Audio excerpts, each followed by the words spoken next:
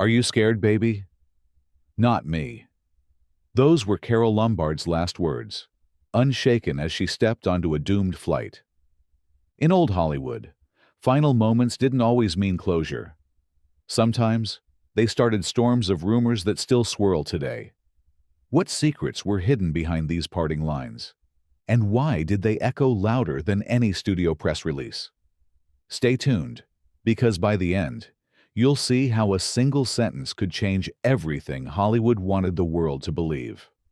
Marilyn Monroe, say goodbye to Pat, say goodbye to the president, and say goodbye to yourself, because you're a nice guy.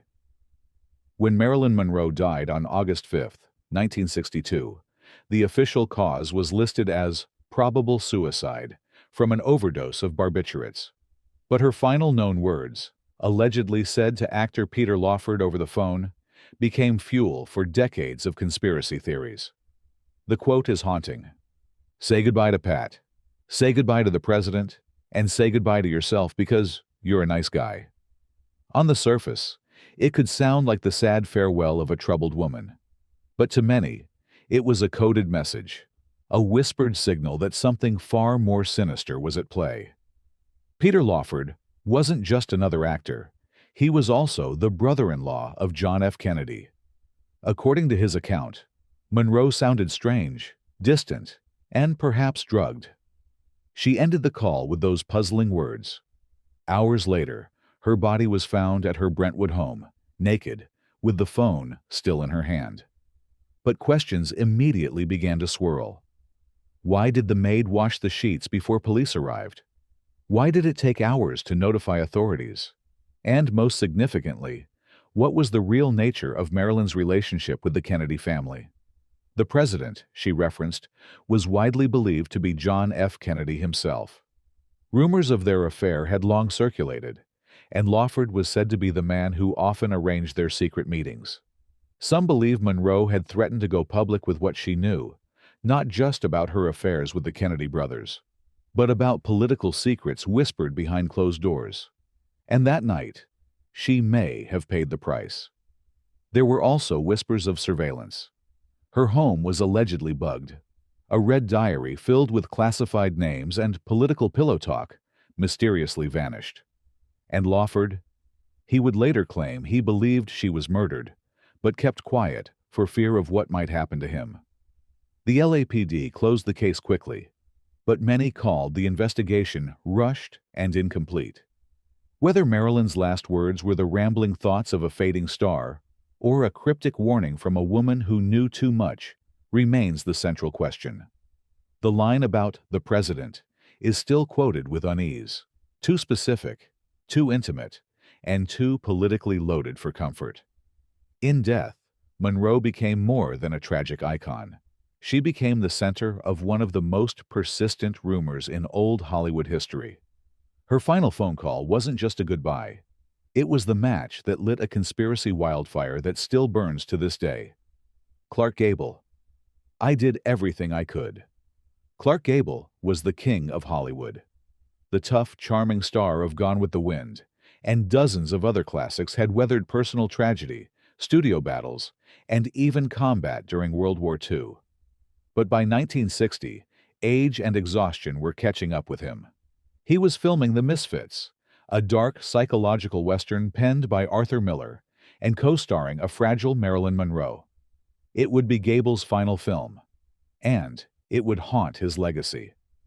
According to reports, Gable's last words, spoken to his wife, Kay Williams, were, "I did everything I could." A simple phrase, but one that sent the rumor mill into overdrive. What did he mean? Was he talking about his career, his health, or something far more secret?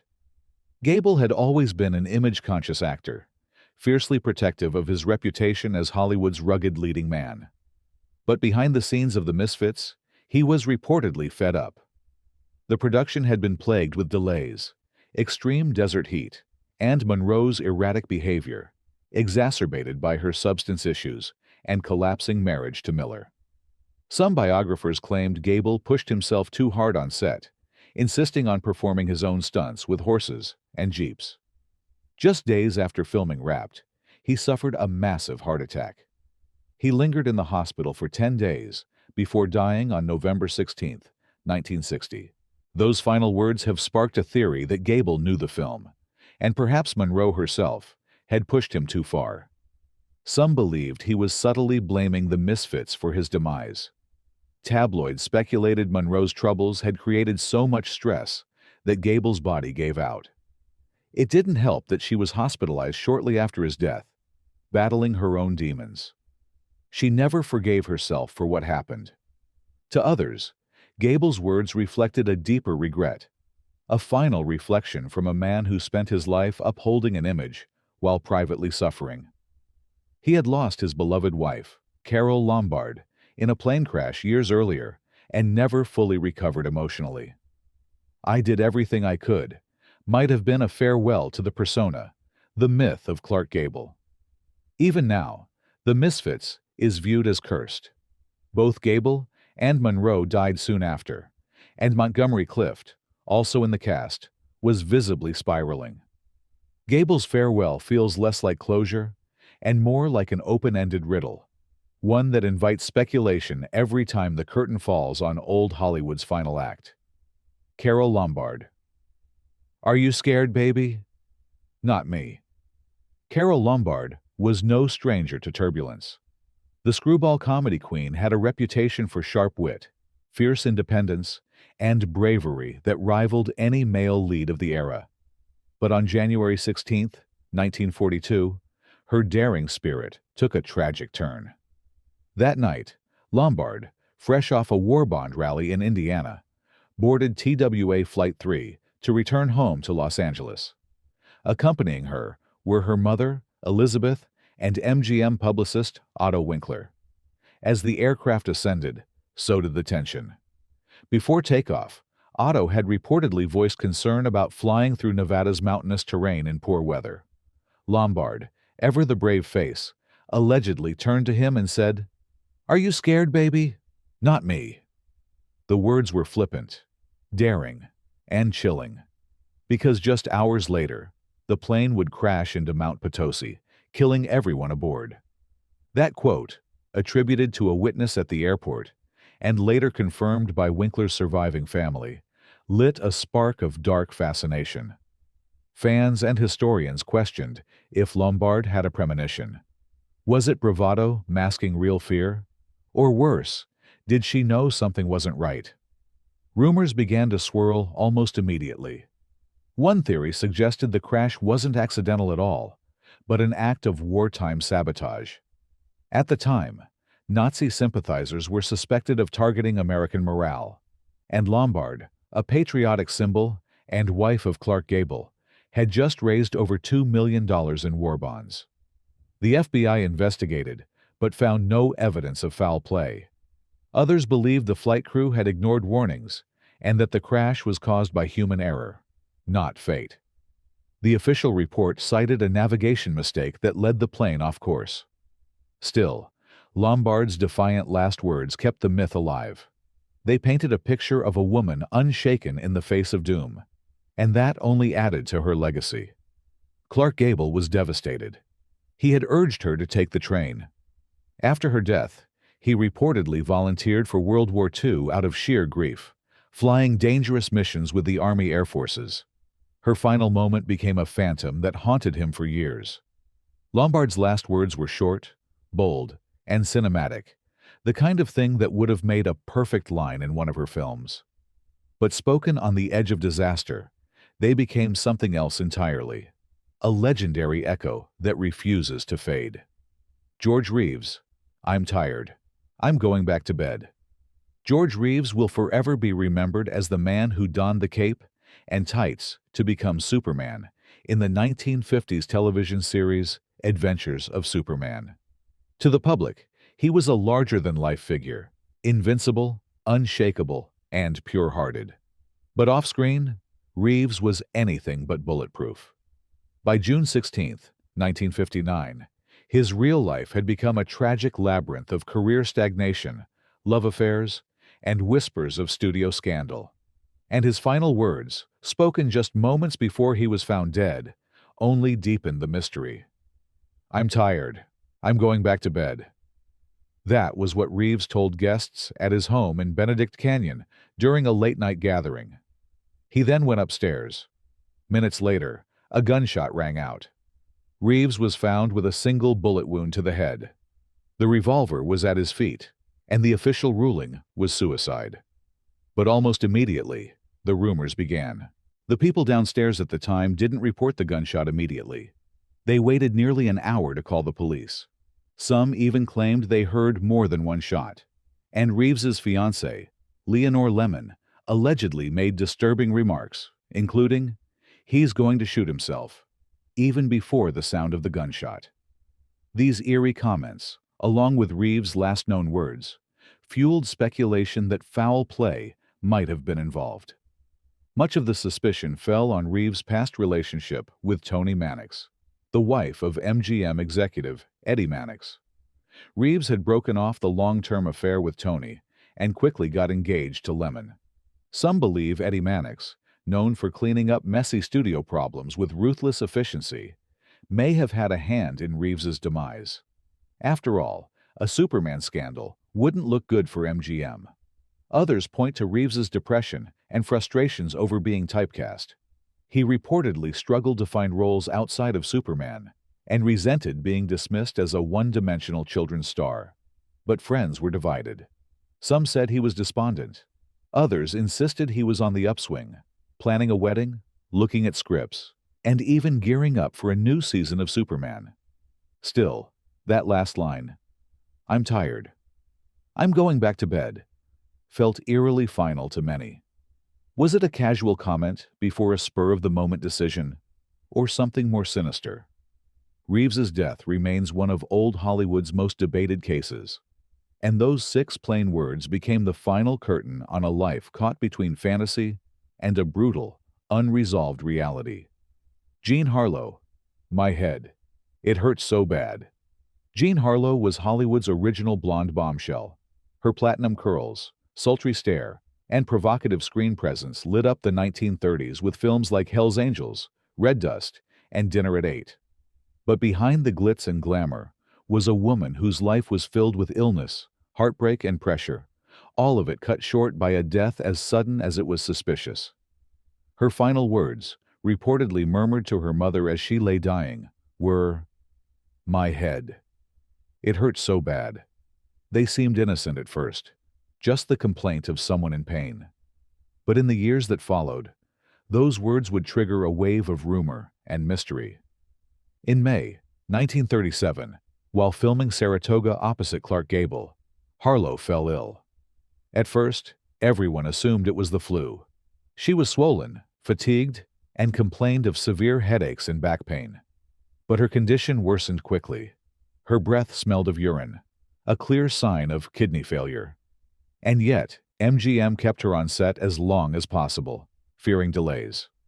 Some say the studio even instructed co-stars to downplay her symptoms publicly. By June 6th, Harlo was unconscious, rushed to the hospital in agony. Her mother, a devoted Christian Scientist, reportedly refused aggressive medical intervention at first. Others believe MGM's desire to avoid scandal further complicated treatment. Harlo slipped into a coma and died at just 26. The official cause, uremic poisoning from acute kidney failure. But those last words, "My head. It hurts so bad," sparked whispers of something else. Some believed her death was connected to a beauty regimen gone wrong. In the 1930s, hair bleach was made with toxic chemicals, like ammonia and peroxide. It's widely speculated that her repeated use of these agents led to long-term kidney damage. Others whispered that she was quietly poisoned or neglected because her star was starting to fade and her demands were rising. Adding to the eerie tone of her final days, her co-star Clark Gable reportedly said she seemed disoriented, frightened, and in severe pain.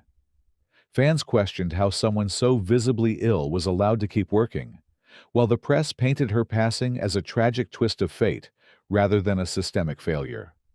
Jean Harlo's soft cry of pain might have been just that, or it may have been the final echo of a studio machine that pushed its stars until their bodies broke. Her death left Hollywood rattled, but unanswered. And the aching simplicity of her final words still cuts through the years, with the sting of something left unsaid. Thelma Todd. I'll be home by midnight.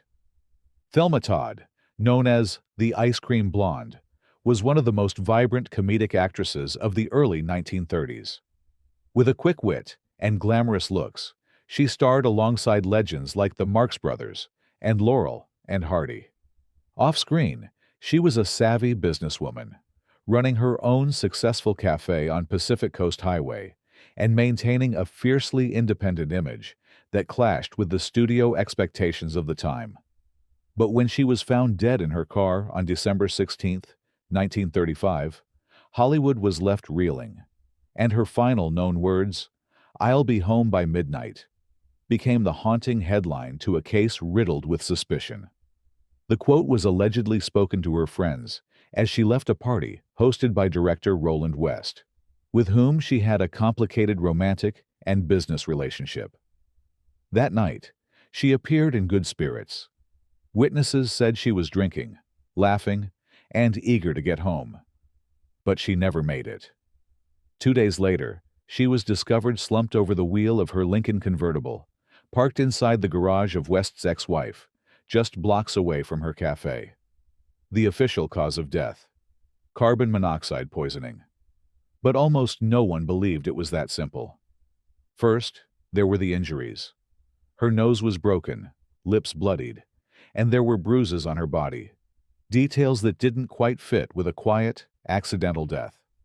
Then there was the garage door, reportedly locked from the outside, and rumors that West, a controlling figure in Todd's life, had kept her from leaving the property after an argument.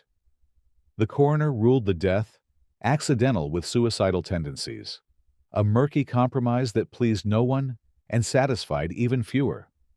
The press had a field day. Rumors of mafia involvement spread fast.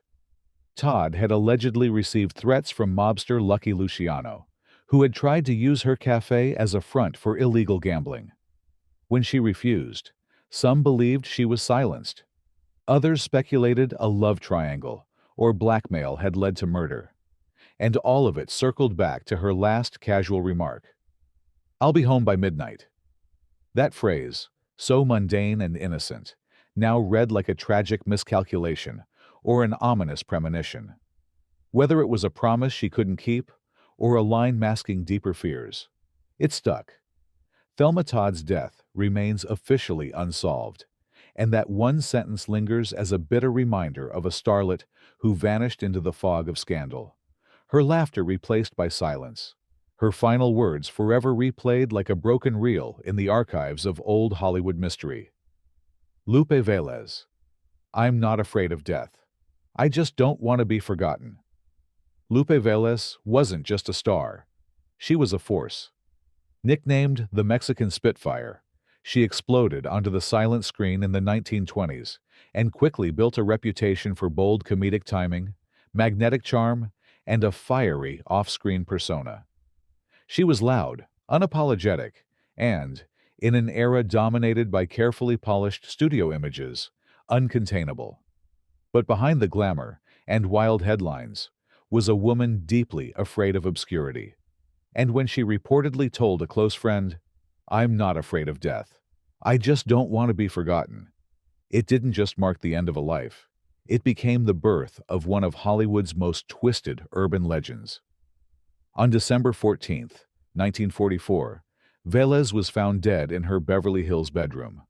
The official story was that she had overdosed on sleeping pills in a deliberate act of suicide.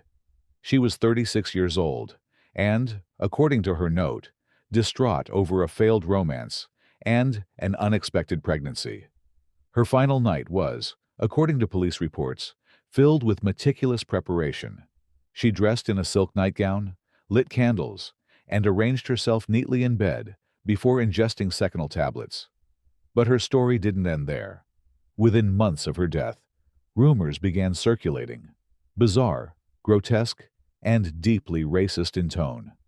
The most infamous claimed that the overdose didn't work and that she had rushed to the bathroom to vomit, only to slip and drown in her toilet. This narrative was never supported by the coroner's report or any official record. Yet it persisted. Some versions even claimed she was found with her head in the bowl, that her maid discovered her that way, or that the studio covered up the embarrassing truth. Why did this myth take hold so fiercely? Some say it was the public's inability to accept her carefully staged suicide as genuine. Others believe it was rooted in Hollywood's discomfort with a Latina actress who had carved her own path, dominated headlines, and refused to conform. Smearing her in death with a humiliating tale gave the industry a final controlling word over a woman it could never quite tame in life.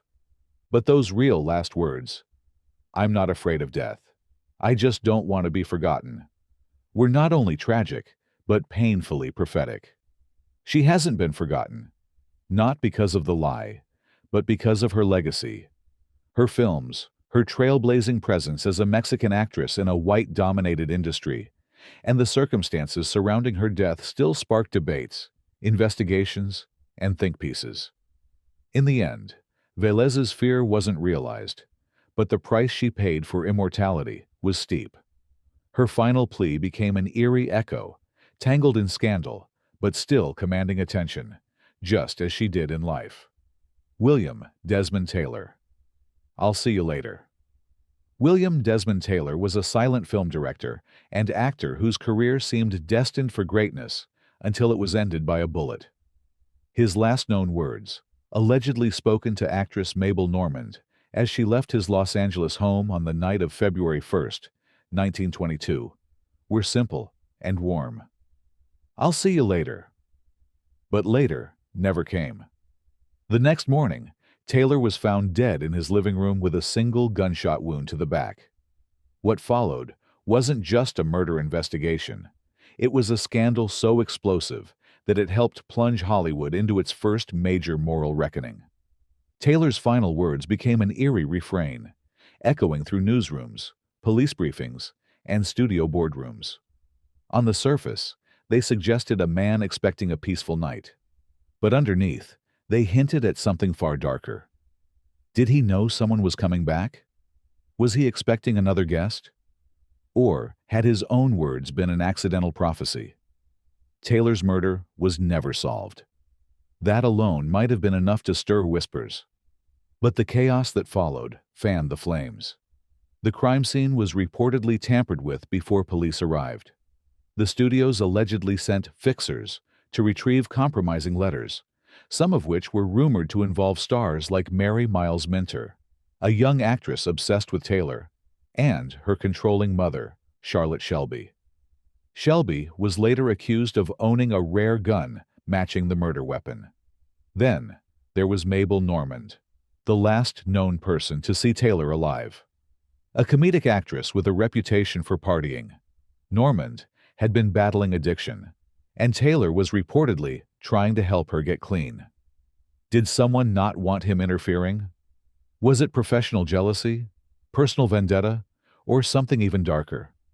Newspapers devoured every development. Rumors of blackmail, secret affairs, and Hollywood's moral collapse filled the headlines. The murder came on the heels of Fatty Arbuckle's scandal and the mysterious death of Olive Thomas. In response, Hollywood created the Motion Picture Producers and Distributors of America, MPPDA, to clean up its image, a reaction that would lead to the Hays Code. And through it all, Taylor's final words haunted the public imagination. "I'll see you later." They were ordinary, dismissible. Yet when tied to a murder soaked in cover-ups and unanswered questions, they took on the weight of a warning, a sentence frozen in time, never fulfilled. James Dean. That guy's gotta stop. He'll see us. On September 30th, 1955, James Dean, young, magnetic, and already on the cusp of immortal fame, got into his silver Porsche 550 Spider and drove toward death. He was 24 years old, with just 3 major films under his belt. But his blend of rebellion, vulnerability, and raw intensity had already made him an icon. What sealed his legend, however, wasn't just his talent. It was his end. Dean's final words, spoken to his mechanic Rolf Wütherich just moments before the fatal crash, were, "That guy's gotta stop. He'll see us." They were spoken seconds before a Ford Tudor pulled into their path at an intersection near Cholame, California. The Porsche smashed into the vehicle almost head-on. Dean died instantly. Wütherich survived, but was badly injured. The words themselves, frantic, hopeful, seemed mundane. But in the wake of the tragedy, they took on a spectral quality. Why? Because Dean's car was already cloaked in mystery. Just days before, Dean had nicknamed his Spider the Little Bastard, a term that would come to define its legacy. Friends, including fellow actor Alec Guinness, reportedly warned him about the car. Guinness claimed he had a chilling premonition, telling Dean, "If you get in that car, you'll be dead within a week." The crash happened 7 days later. Then came the so-called curse. After the crash, parts of Dean's car were salvaged and reused. One man who bought the engine died during a race. Another who bought the transmission was paralyzed. The car itself reportedly disappeared while in transit years later, never to be recovered. All of it only added to the mythos of Dean, of fame, of fate. Dean's last words, captured so casually, became part of the legend. They represented a moment of helplessness, a final plea to avoid disaster, drowned by inevitability. He wasn't speeding recklessly, as some reports falsely claimed. Witnesses later confirmed he was likely within the speed limit. It wasn't recklessness that killed James Dean. It was timing, misjudgment, and perhaps the weight of destiny. In Hollywood lore, "That guy's gotta stop. He'll see us," doesn't just recount a moment. It embodies a kind of tragic foresight, a star who saw death coming, yet couldn't escape. The line echoes not just through roads and ruins, but through every whispered rumor that maybe, just maybe, James Dean was born to burn out before his brilliance could dim. Tyrone Power. "I'm okay. I'm going to be fine." Tyrone Power was one of the most bankable heartthrobs of the Golden Age. With chiseled features and swashbuckling charisma, he brought elegance to films like The Mark of Zorro, Blood and Sand, and Witness for the Prosecution. Off-screen, he was a decorated World War II pilot and a 3-time husband with a reputation for intense privacy. But his sudden death on November 15, 1958, at the age of 44, shocked the world. And his last words, "I'm okay, I'm going to be fine," became a chilling refrain for fans who would never see him again. Power was in Madrid, filming Solomon and Sheba when the tragedy occurred. The film was grueling. He was working under hot lights in heavy armor, performing an extended sword fight with actor George Sanders. Witnesses say that after completing several takes, Power suddenly went pale and collapsed. Crew members rushed to his side. He was still conscious, reportedly smiling weakly as he reassured them, "I'm okay. I'm going to be fine." Minutes later, he lost consciousness. He never regained it. An ambulance was called, but it was too late. He died of a massive heart attack en route to the hospital. The simplicity and optimism of his last words sparked widespread disbelief. Tyrone Power was known for being fit, disciplined, and seemingly at the peak of health. In fact, he had passed a medical exam just weeks prior. His sudden death led to speculation. Had he been hiding signs of illness? Were the long hours and pressure of physical roles finally catching up with him? Rumors also arose around the production. Some believed the intense filming conditions in Madrid may have contributed to his death. Others claimed the studio pushed him too hard, fearing the delays that would cost them money. To complicate matters, Power's wife, Debbie Menardos, was pregnant at the time. She gave birth to their son, Tyrone Power Jr., just 2 months later, adding a tragic note of what might have been. Ironically, the role Power died filming was completed by Yul Brynner, and Solomon and Sheba went on to be a commercial success. But many fans and critics agree, it's a film haunted by what it cost. Those final words, "I'm going to be fine," weren't just tragically wrong. They were eerily serene, as if Power, who had spent his life playing heroes, believed he could conquer death too. But unlike his roles, there was no second take. In Hollywood's golden age, even parting words became part of the myth. Some were quiet reassurances, others bold defiance, but all left behind questions that never got clear answers. From on-set tragedies to whispered conspiracies, these final lines didn't just close a chapter. They opened decades of speculation. Tyrone Power said he'd be fine. History wasn't so kind. Which of these last words lingers with you? Drop your thoughts below.